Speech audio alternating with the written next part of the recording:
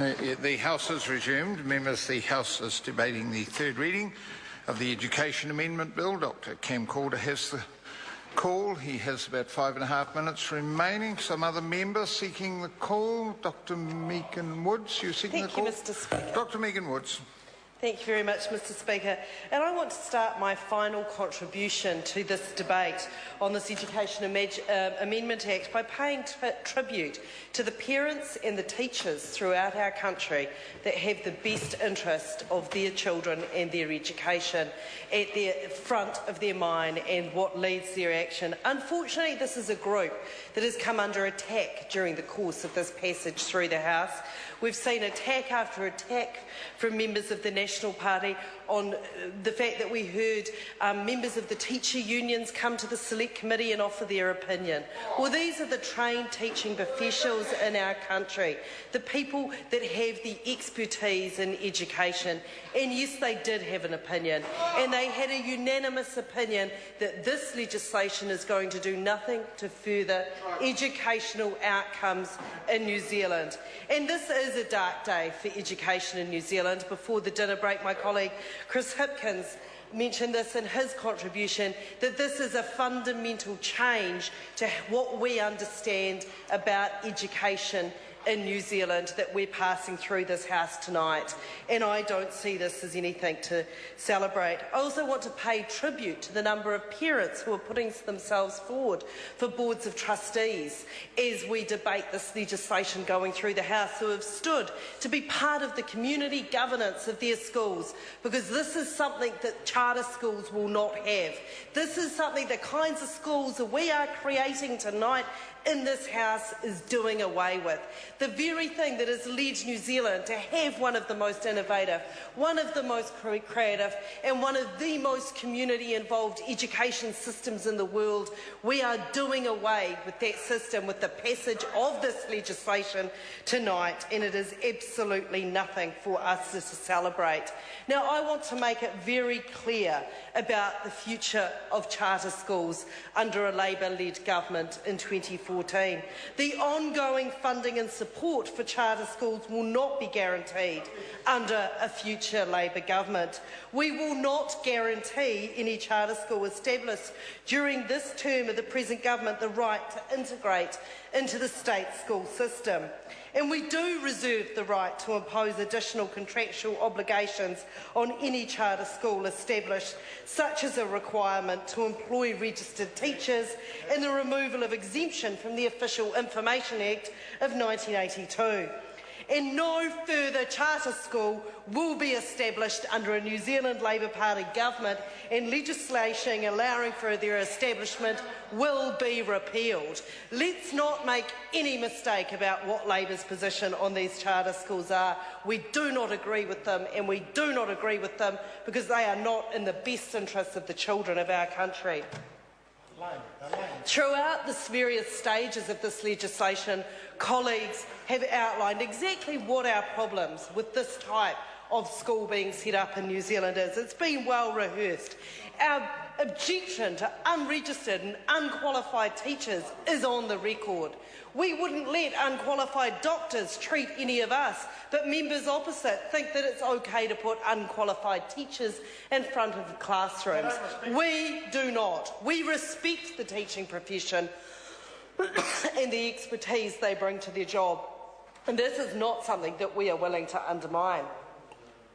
Excuse me. We also object to the lack of scrutiny that these schools will be subjected to. The fact that they will not be subjected to the Official Information Act, that parents won't have that level of scrutiny, that they won't have that recourse. We've talked throughout the various stages of this legislation and shown examples of when this has come into play and where it has been very useful and indeed needed. I've talked about already in my speech about the lack of community engagement by doing away with something that has become a New Zealand institution of the rights of communities to be involved in decision-making about their school through the role of boards of trustees. This will be done. But most disturbingly, Mr Speaker, we know these schools won't work. the international evidence points us in that direction.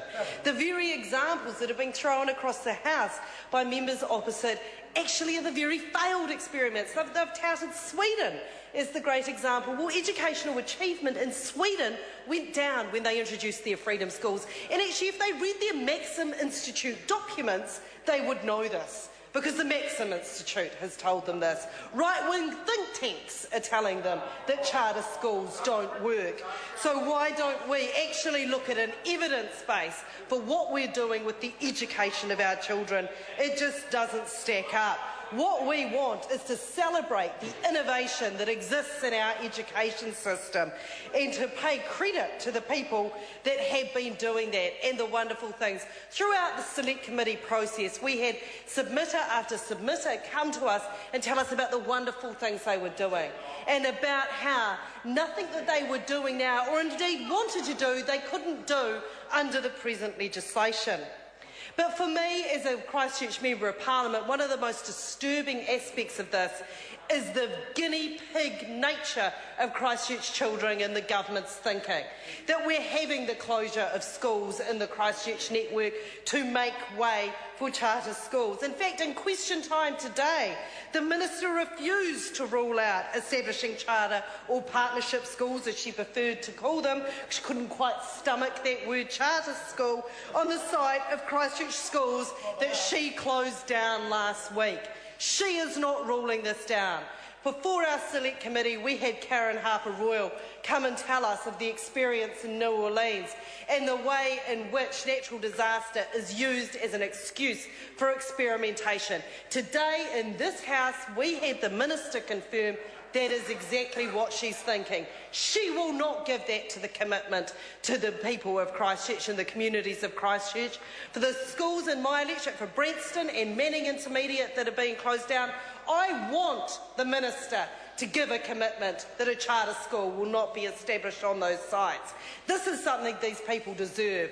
They need to know that their school closure isn't about building capacity in the network so this government can implement their charter schools, which are the price of coalition with John Banks. And that is right. Christchurch children are being used as the pawn in this coalition game. It's the price of a vote. It's the price of getting through all the pieces of legislation that this government has been able to do by that one vote. And this is not something that we on this side of the House feel is anything to celebrate. In fact, it is something that we should all be very sad about and something that we should all see as a shameful day for education in our country. This evening I received an email from a constituent. The Minister also received this email from this constituent of mine, and she was very, very upset after hearing what happened in question time today and the fact that the Minister wasn't going to rule out establishing charter schools on the very schools that she was closing. And she wrote to the Minister and she copied me in. The schools you have closed and you decide to replace them by using the land for charter schools, to me, is another kick in the teeth. And this is how people are feeling. This is how people in Christchurch are feeling on the schools that have been closed. The people of Phillipstown are feeling like this. They know they have been let down by their local member. They know they have been let down by this government and that they do not have a school in that community any longer. This is something that was straight from the playbook of New Orleans. That is one of the most distressing parts of this. We could have sat back and predicted this, given this government's commitment to playing from that playbook. That this is what happened in New Orleans, and it is nothing about educational achievement. The educational achievement there hasn't gone up. Indeed, as the educational achievement hasn't gone up anywhere where charter schools have been introduced. Members opposite have not been able to show us through all the stages of this legislation, be it debates in this House or at Select Committee, have not been able to point to the fact that these are going to lead to better educational outcomes. And for Labour, that is the bottom line. What will deliver the best educational outcomes for our children? And we know it is not these partnership schools. This is not the way to do right by our children, and Labour cannot support this legislation. Thank you, Mr. Speaker. Materia Toure. Thank you, Mr.